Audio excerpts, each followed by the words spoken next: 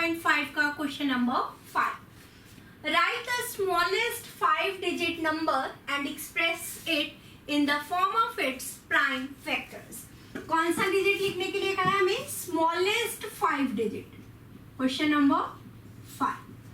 Smallest 5 digit कौन सा होगा नंबर?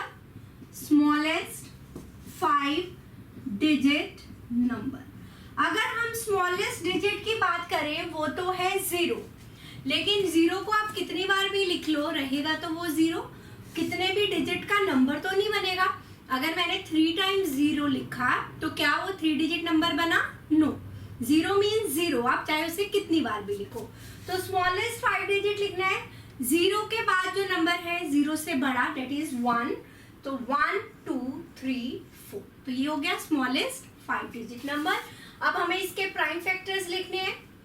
लास्ट डिजिट इज 0, सो 2 से डिविजिबल होगा. 2 5s are 10, अगेन 0, 2 से डिविजिबल होगा. 2 2s are 4, 2 5s are 10, again 0, 2 से divisible.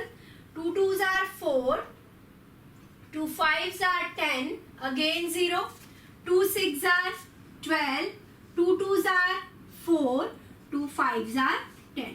Now last digit is 5, तो 5 से डिवाइड होगा.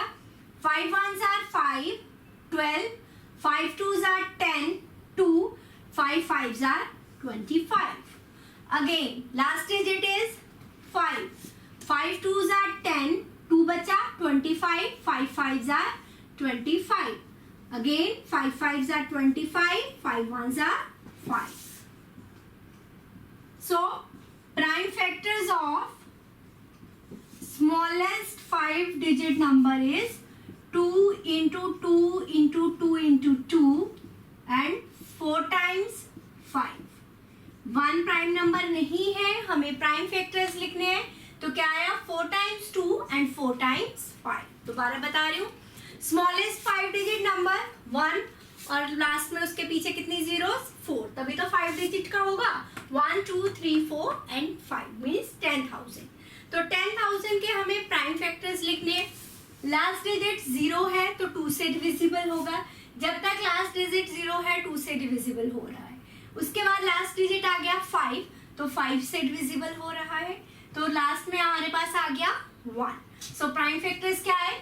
2 into 2 into 2 into 2 into 5 into 5 into 5 into 5. Clear? So these are the prime factors of 10,000. Clear है ये वाला question? Next पे मूव करें. नोट कर लीजिए इसे, फिर नेक्स्ट पे मूव करते हैं.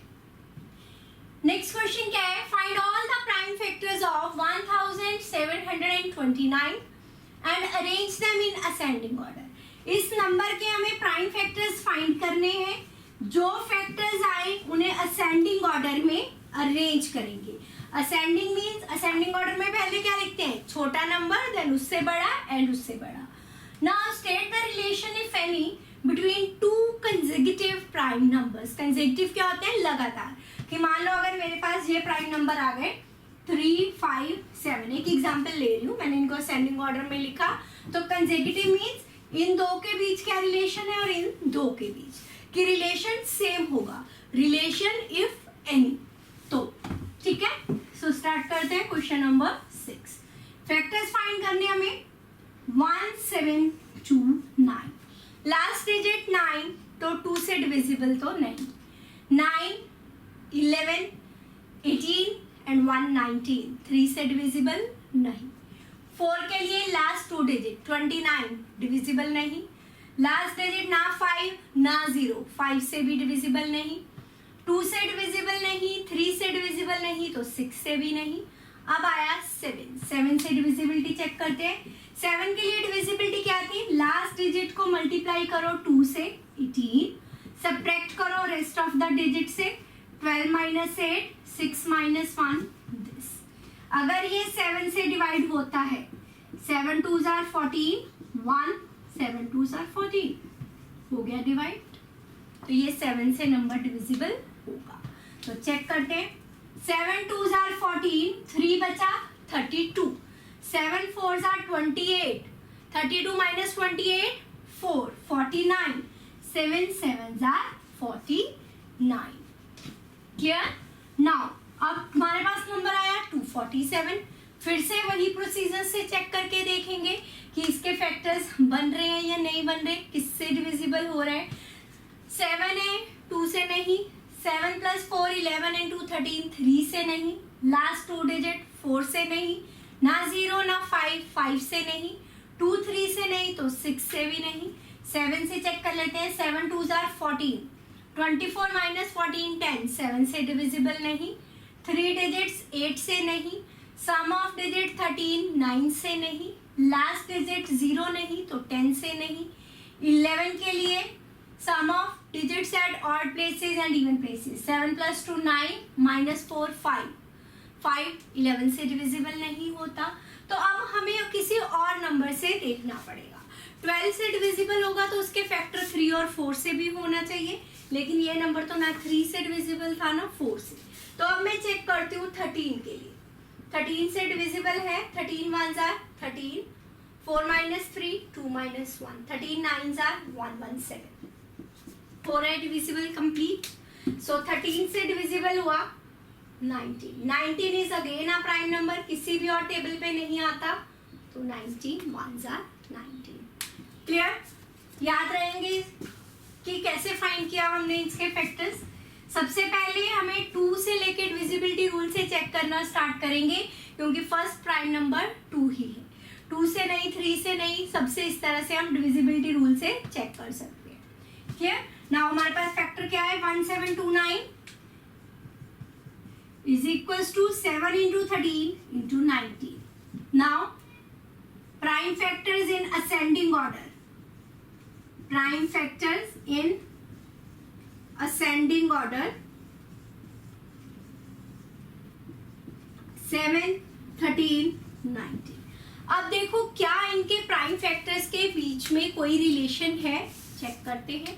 अगर देखो मैं 7 में 6 ऐड करती हूँ 13 आता है, 13 में 6 ऐड करती हूँ 19 आता है ना। तो इनके बीच में रिलेशन क्या हुआ कि डिफरेंस बिटवीन,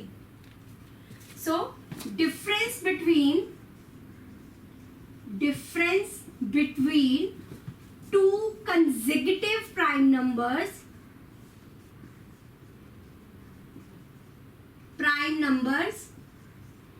is 6. कैसे? 13 - 7 6, 19 - 13 6। कि जो दो कंसेक्यूटिव प्राइम नंबर है, कंसेक्यूटिव मतलब लगातार, जो एक के बाद एक आ रहा है, हमने असेंडिंग ऑर्डर में लिखा उसके बाद, तो इन दो प्राइम नंबर्स के बीच में जो डिफरेंस है डेट इज 6। दोबारा से बताती हूँ, हमें कहा था 1729 के प्राइम फैक्टर्स फाइंड करो, हमने फाइंड किए, फिर उन फैक्टर्स को लिखो, असेंडिंग ऑर्डर में लिखा, और अगर इनमें कोई रिलेशन है तो बताओ। रिलेशन क्या होना चाहिए कि जो तीनों के लिए सही हो, मतलब सेम हो। ये नहीं कि 13 और 7 में 6 है, 19 और 13 में अगर यहाँ पे कोई और नंबर होता उसमें डिफरेंस 7 है, तो वो रिलेशन नहीं हुआ। रिलेशन मतलब कि तीनों में वो रूल फॉलो होना चाहिए। तो डिफरेंस क्या है दोनों डिजिट्स में, क्या दोनों नंबर्स में क्या डिफरेंस है? 6, और इन दो कंसेक्यूटिव नंबर्स में भी डिफरेंस क्या है? 6। क्लियर? मूव करें नेक्स्ट पे।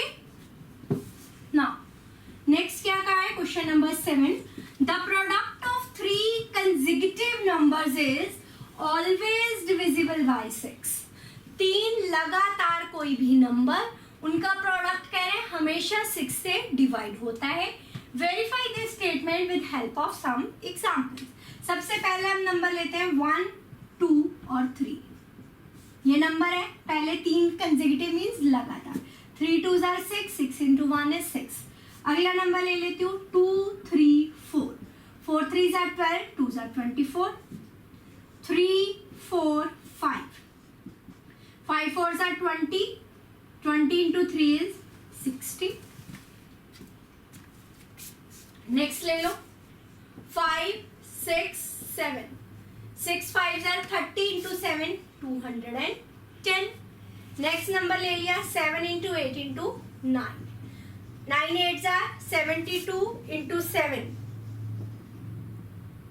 504। अब 3 कंसेक्यूटिव नंबर कहाँ है? इवन, ऑड या प्राइम, कॉम्पोजिट ऐसा कुछ नहीं कहा। 3 कंसेक्टिव मीन्स लगातार जो एक साथ आ रहे हैं, जैसे 1 के बाद 2, 2 के बाद 3, ये 3 कंसेक्टिव नंबर हो गए। 2, 2 के बाद 3, 3 के बाद 4, 3, 4, 5, 5, 6, 7, 7, 8, 9, ये सारे हो गए कंसेक्टिव। मैंने 4-5 एग्जाम्पल्स लिया, जितनी मर्जी ले सकते हो। अब अगर मैं इन सब में प्रोडक्ट में देखूं, लास्ट डिजिट 6, 4, 0, 0, 4, तो 2 से तो डिविजिबल है। Now product of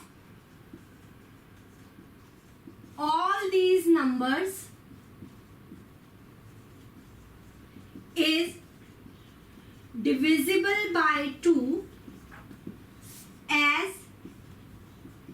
last digit is 64004। सब में लास्ट डिजिट 6404 है।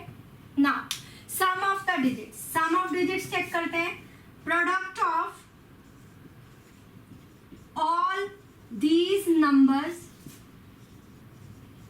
is, अब उसने कहा है कि डिविजिबल है 6 से, तो इट मीन्स कोई भी नंबर 6 से भी डिविजिबल कब होगा, जब 2 और 3 दोनों से होगा।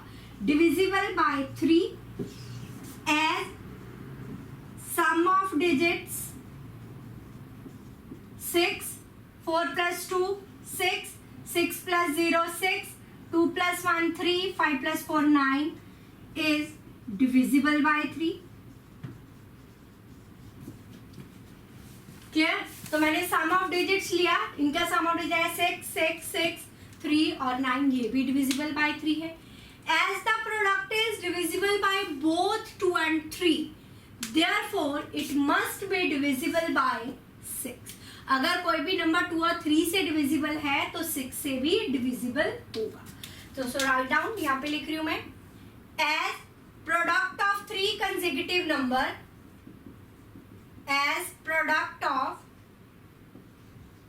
3 consecutive numbers is divisible by both 2 and 3, therefore it is divisible by 6। 6 का डिविजिबिलिटी रूल यही कहता है कि अगर कोई नंबर 2 और 3 दोनों से डिविजिबल है तो वो नंबर 6 से डिविजिबल होगा। मैंने 4 to 5 एग्जांपल्स लिए हैं यहाँ पे। सबसे लास्ट डिजिट देखा, अगर लास्ट डिजिट 0, 2, 4, 6 या 8 है तो नंबर किससे डिवाइड होगा, 2 से। तो लास्ट डिजिट इनके 6, 4, 0, 0, 4, तो 2 से डिविजिबल है। सम ऑफ डिजिट्स चेक किया, 6, 2 plus 4 6, 6 plus 0 6, 2 plus 1 3 plus 0 3, 5 plus 0 plus 4 9। Some of digits 3 से डिविजिबल है, इट मीन्स ये नंबर्स 3 से डिविजिबल है। अगर नंबर 2 से डिविजिबल, 3 से डिविजिबल, तो 6 से भी डिविजिबल होंगे। और ये नंबर कैसे मिले थे हमें, 3 कंसेक्यूटिव नंबर्स का प्रोडक्ट लेके। So product of 3 consecutive numbers is always divisible by 6। Last में आप लिख सकते हो, therefore product of 3 consecutive numbers is always divisible by 6। Clear? तो मिलते हैं नेक्स्ट क्लास में with the next question. Till then, bye bye.